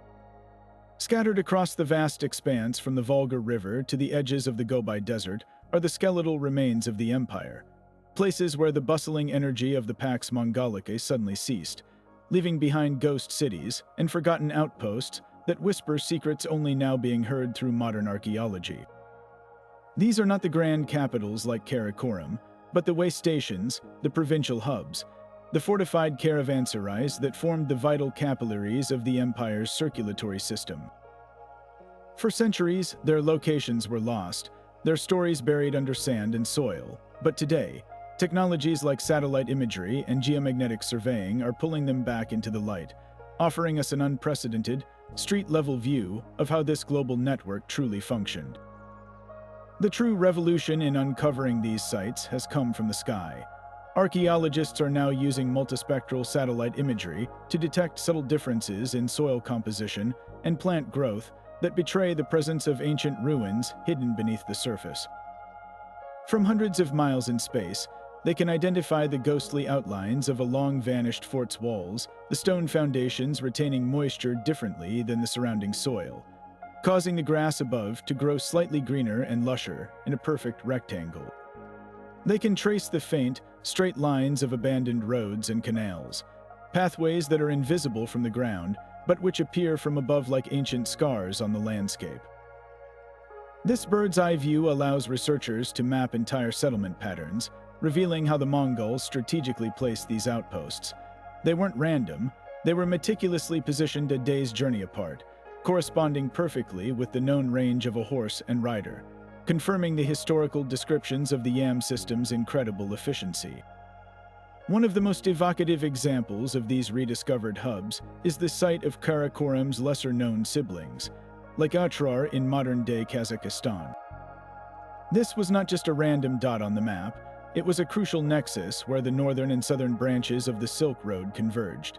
Excavations here reveal a city that was utterly transformed by the Mongol conquest. Initially sacked by Genghis Khan's forces in 1220, it wasn't left in ruins. Instead, it was rebuilt and expanded, becoming a major administrative and commercial center. Archaeologists have unearthed the workshops of Chinese ceramicists who relocated here, their kilns producing cellet and pottery, alongside the workshops of local Muslim metalworkers.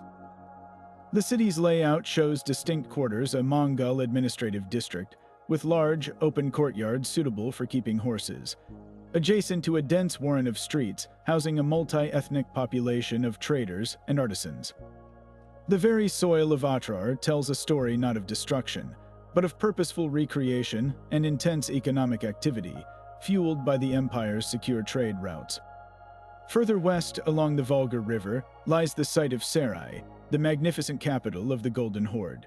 Described by medieval travelers as a city of dazzling white walls and gleaming minarets, it was once a metropolis to rival any in Europe. Today, its remnants are largely subterranean, but excavations paint a picture of astonishing luxury and cosmopolitanism. Here, archaeologists have found Venetian glass, Egyptian faience, and Chinese porcelain fragments all mixed together in the same layers of earth. They've uncovered the foundations of vast public bathhouses, heated hypocaust systems, and even plumbing pipes, demonstrating an adoption of sedentary comforts that shatters the image of the Mongols as eternal nomads. The coin hoards found at Sarai are particularly telling, containing currencies from every corner of the known world, evidence of a vibrant, sophisticated market economy that operated under the Mongol peace. Perhaps the most poignant finds are the smallest ones, discovered at remote way stations in the deserts of Mongolia or the steppes of Central Asia. At these lonely outposts, archaeologists have unearthed the humble, everyday objects that speak to the lives of the people who kept the empire running. They find the bronze pesa passports that granted safe conduct, the carved ivory tokens used for accounting in a bustling caravanserai, and the simple ceramic bowls that held the meals of thousands of unknown couriers, merchants, and soldiers. These sites often show evidence of sudden, simultaneous abandonment, a cooking pot left in a fireplace, a scattered pile of coins on a floor. This pattern suggests that when the central authority of the empire finally collapsed and the Yam system broke down, the life simply drained out of these places almost overnight. They were like nodes in a network that lost its power source, flickering off and being reclaimed by the sand and the wind, waiting for centuries for someone to listen to their stories of a connected world that once was. For decades during the Soviet era, the name of Genghis Khan was more than just forgotten, it was actively suppressed. The communist government, wary of any symbol that might ignite nationalist sentiment and challenge their control, systematically erased him from public life. Textbooks downplayed his achievements. His legacy was framed as a brutal period of feudal oppression, and any open admiration for the empire was considered dangerously counter-revolutionary. The greatest hero of the Mongolian people was effectively disappeared from his own homeland, his memory forced underground, kept alive only in whispered family stories and secret rituals. This ideological cleansing created a profound cultural schism, severing modern Mongolians from the very root of their historical identity and leaving a silent, ghostly absence at the heart of the nation. The collapse of the Soviet Union in the early 1990s changed everything almost overnight. Suddenly free from Moscow's grip, Mongolia was faced with a daunting question. Who were they, after 70 years of cultural isolation and historical revisionism? In the desperate search for a new national identity that was distinctly Mongolian and not Soviet-imposed, the country turned almost instinctively to the one figure who symbolized ultimate strength, independence, and global significance. Genghis Khan, the forbidden hero, was resurrected with an explosive force. He was no longer the feudal oppressor of Soviet textbooks. He was reborn as the founding father, the visionary unifier, and the proud symbol of a nation ready to reclaim its place on the world stage. This cultural reclamation project is visible everywhere you look in modern Mongolia. His face, once banned, now stares back from the nation's currency, the turgurg. The most important banknotes feature his portrait, a daily reminder in every wallet and transaction of the nation's reclaimed heritage.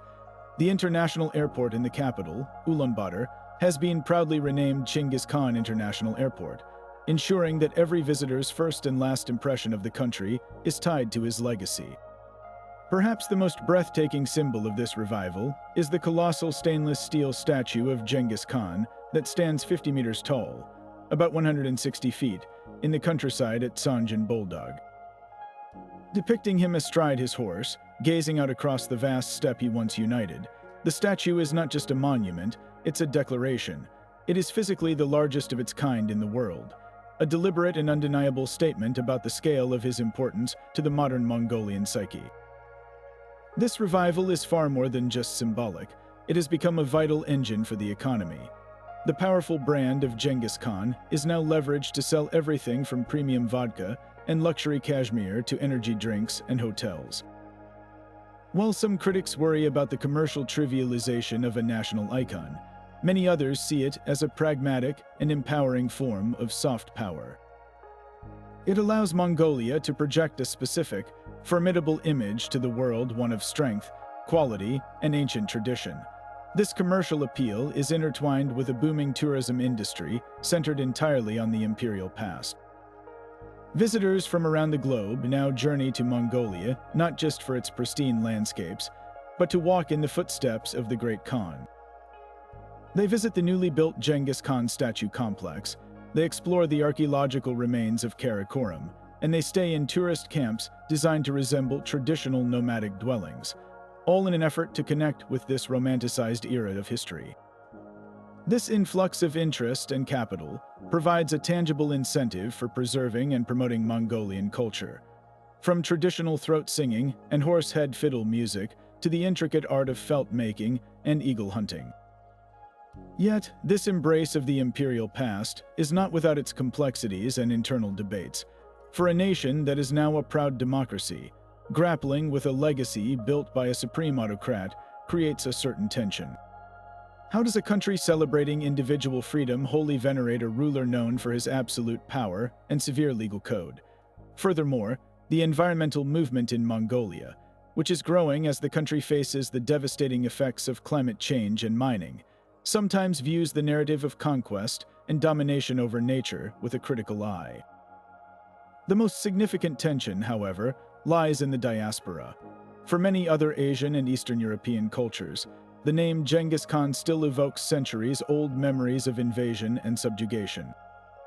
This puts Mongolia in a delicate diplomatic position, celebrating its greatest hero while being sensitive to the fact that its foundational story is another nation's historical trauma. The government must carefully navigate this, promoting national pride at home without alienating its neighbors abroad. Ultimately, the resurrection of Genghis Khan is about more than tourism or economics. It is a profound act of healing a historical wound. After centuries of being overshadowed by powerful neighbors, first by the Qing dynasty of China, and then by the Soviet Union, modern Mongolia is asserting its own narrative. By reclaiming Genghis Khan, the nation is staking a claim to a history that is undeniably grand, influential, and its own. It is a powerful way of telling the world, and themselves, that Mongolia is not a remote, landlocked country between Russia and China, but the homeland of a people who once shaped the destiny of the entire world. This isn't just about honoring a man who died 8 centuries ago. It is about using his legacy to build a confident and distinct national identity for the future, proving that the spirit of the steppe, once silenced, can rise again to define a modern nation. So as the dust settles on the steppe and the thunder of hooves fades into history, what are we left with? The story of the Mongol Empire is not a simple tale of barbarians on horseback. It is one of history's most breathtaking paradoxes. It was built with the sword, yet sustained by the pen and the scale.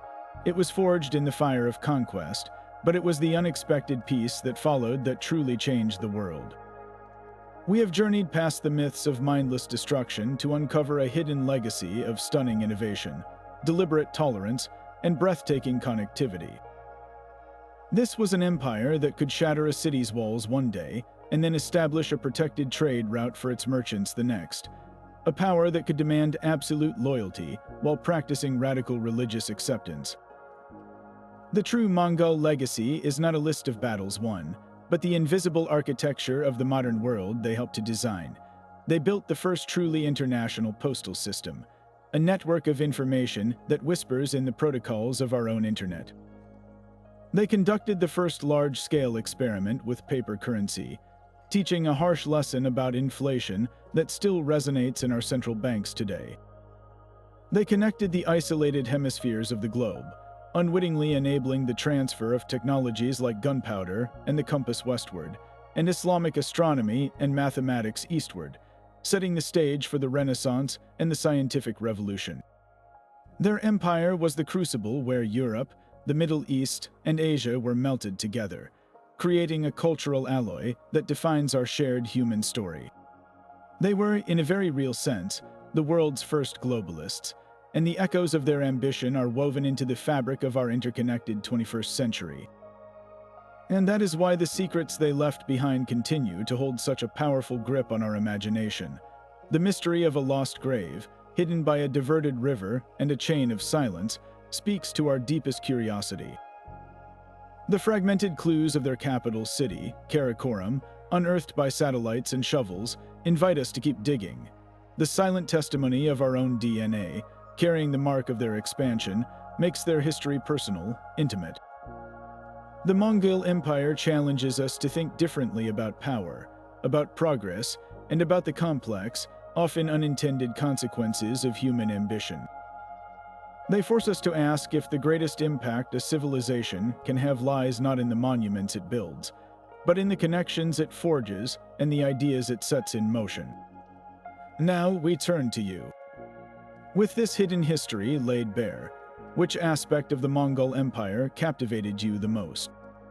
Was it the sophisticated fear psychology of their warfare, the stunning religious debates in the court of Mongol Khan, or the tragic story of the kamikaze typhoons that saved Japan? Perhaps it was the engineering marvel of the YAM system, the biological legacy written in the genes of millions, or the powerful regents like Sorgatani Biki, who steered the empire from behind the curtain. Share your thoughts and the most fascinating thing you discovered in the comments below. We read every single one. Thank you for joining us on this journey into the depths of history. Remember to like and subscribe, and we'll see you in